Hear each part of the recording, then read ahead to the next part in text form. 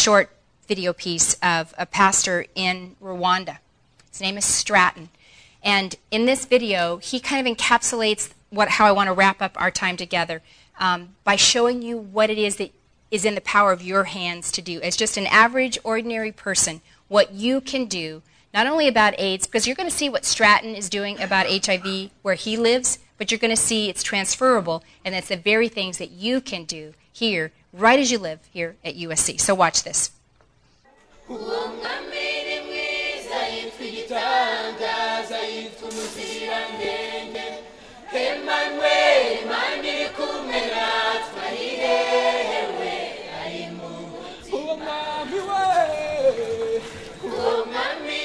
Sometimes I get overwhelmed walking through the market. How many of these people have hope? How many are lost? How many are suffering? How many have AIDS? I've read the statistics. Many people I see right now in this crowd have AIDS. But what are statistics? We all have lost a brother, a parent, cousin, or a friend. We are all affected. My name is Stratton Yata. It means I come with gifts. But sometimes I don't feel like I have much to bring.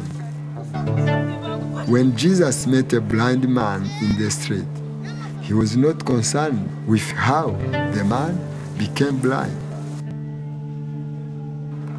Jesus loved sick people even when everyone else ran away.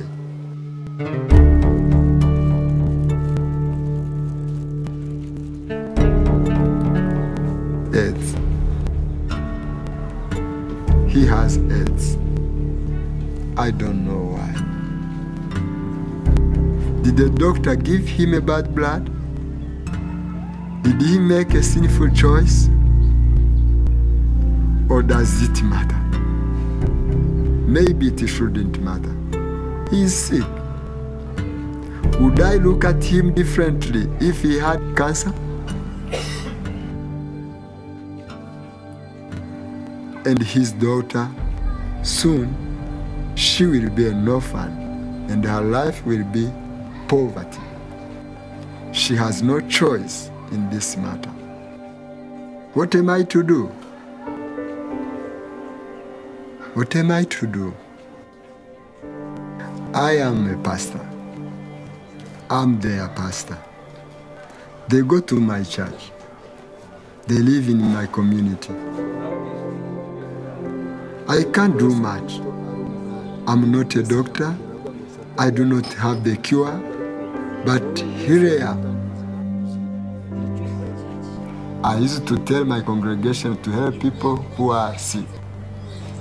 I thought that was my only job, to preach about compassion. But what if true compassion is to put your legs in someone else's shoes, to walk where they walk? I did not have this kind of compassion before. I started to talk about AIDS at church. I started visiting people in their home. I just show up, and I cannot do this alone. This is Deborah. Deborah is a volunteer from our church. God touched her heart. There are many from our church like Deborah. The body of Christ, the hands and feet of Jesus. This man lost his wife several years ago. She died of AIDS. Then he got sick too. Now, he's at home and cannot work. He's dying, but his children do not know it. What will happen to the children? The children, they are HIV positive. They don't know it yet, What do I say to them? But I can be here, touch them, pray. Then it happens. Their face will change. You see some joy in their eyes. It is good. The hope comes again. I did nothing tangible to help them. I was just there.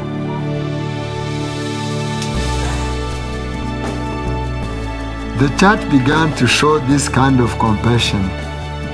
Those who are infected are afraid, so we held their hands. Those who are infected feel alone, so we visited them.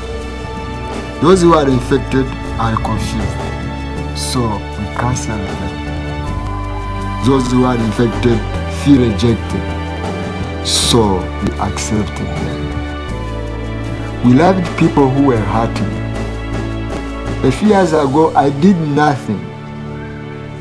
People in my own community were dying. They were dying every day. They died alone. They died afraid. They died rejected by the church. A few years ago, I thought preaching was enough. That was my compassion. But if we don't do something, who will? If we don't show God's love, who will? If we don't show up, who will? Stratton didn't have some elaborate plan. And it's great to have elaborate plans. The world's got a lot of broken places. The world's got a lot of messed up situations. But there's a place for just average people like me and you who just show up in this community, outside of your little confine here. Well, first of all, there are people here on this campus who are positive. Some of them don't know it. Some do, some don't. But on a campus this size, believe me, there are people who are HIV positive. And those who know it most likely have not shared it with very many people because of the stigma, because of being afraid of being rejected. There are those who are on this campus who are positive and don't know it. And so there are things that you and I can do. There are things that you can do right here with people on this campus and people right outside within the community, people who are positive. And I want to give you 6 things that I think everybody can do really quick. They don't require any money. They don't require some elaborate program. They're really mostly about showing up. The first is you can make a determination that you're going to be one of those people who cares about people who are positive. That's the starting place. For me, it's where I had to start. It's where Stratton started. It's this whole idea of I voluntarily choose to care for and support people who are sick, people who are HIV positive. It's what I call offering your presence. It's when that woman that I met in Mozambique who was on that piece of plastic on the ground, I didn't live there. There wasn't a whole lot. There was no medicine I could have given her that was going to give her life back. There was nothing that I could do that was going to change the situation. She was going to die. What I wish had happened is if someone else right there who had visited her with me had actually taken her into their home. That's what I wish had happened. I couldn't do it. I'm in the United States. But what I could do was be with her. I could be there. I could sit next to her. I could let my tears mingle with hers. I could visit her. I could give her words of encouragement. There are people surrounding us who need words of encouragement. And you and I just have to be willing to move outside of ourselves to do it. We're all so absorbed in ourselves. Let's just be honest. I love myself more than I love anybody. You know? I call it the kingdom of K. And in the kingdom of K, I reign. I am the queen in the kingdom of K. And I spend most of my days orchestrating life to suit me. My comfort level, what I want done, how I want something done, and you do too. So to care about people who are HIV positive, to care about the orphans in our world, you're going to have to move outside of yourself, outside of your own self-interest, the things that absorb you, your school, maybe your career plans, where you're working. I mean, you're going to have to choose to take on what I call somebody else's pain. Lewis Smedes has written, I think, the definitive work on suffering with other people. And this is what it's going to take. If you're going to care for other people, you must choose to put on your shoulders pain that is not your own. I will never know the millions of people in this world who are HIV positive. I'll never know them all. I'll never know all the orphans. I'll never know them. I'll never know them in their suffering. But I have chosen to, the best of my ability, take on my shoulders and into my heart their pain. Lewis Smead says this about it. I love it. He says, you and I must choose to walk eyes wide open into the pain of another and make it our own. That's what it means to care for and support people who are sick. The second thing that everybody can do is to, what I call handle testing. Encourage people to get HIV testing. You can get HIV testing here on this campus. Everybody should know their status. And if you don't know your HIV status, you need to know it. You need to know it, and you need to encourage other people to know their status. When you're in the community, that's one of the simple things you can do to tell people is, have you been tested for HIV? Hey, you haven't? I'll go with you. Don't let it be a stigmatizing thing. Don't let it be something that people are afraid to try or to risk. Go with them. You can be a part of a volunteer base. This is a huge campus, and so many of you could find an hour or two every week to volunteer, to do something in one of the existing AIDS agencies that are around, to be a part of a mentoring program for kids who are positive, whose family members are positive. You could be a part of caring for vulnerable children. I mean, you could be a part, there's so much you could do in existing agencies or through a local faith community. This is a big one that every one of us can do, and that's remove the stigma. I want to make a statement that may sound really harsh. Don't mean it that way, but I think it's true. If you don't know anybody who's HIV positive, it's really likely that you're not a safe person, because there are people all around you who are HIV positive. And if you don't know anybody who is HIV positive, and I don't mean the people that I know like in Africa, 10,000 miles away. I mean if you don't know somebody in your life who's positive, you are probably not a safe person. And so if you want to be a part of helping with this world's greatest humanitarian crisis, you need to make sure that you're a safe person, that you're not the person making the sly little jokes. You're not the person who's doing the little wink, wink, nod, nod. You're not the person who's making the jokes as you stand in the line to get your potato chips out of the vending machine. I mean, all the things that we do that let other people know, really not a safe person. You can remove the stigma by becoming a safe person. Champion healthy behavior. The prevention messages are simple. They're easy, they're effective, they work. You need to know what they are, and you need to make sure that you practice them yourself and that you encourage other people to practice them. I make no apologies for abstaining until marriage. I make no apologies for that. I think it's the ideal. It is the way you will not get HIV or any other STD. I believe in marriage being faithful, and people will say, well, that's just so unrealistic. It's hard. I didn't say it's easy. But why would I throw away the best just because it's hard? I also believe in condoms. I also believe that condoms used correctly and consistently every time will put a measure of protection against HIV. I believe in all of it. I think it's a mistake to just say only condoms or just abstinence or just faithfulness. It's got to come together. And the messages of prevention are simple and they're easy to talk about.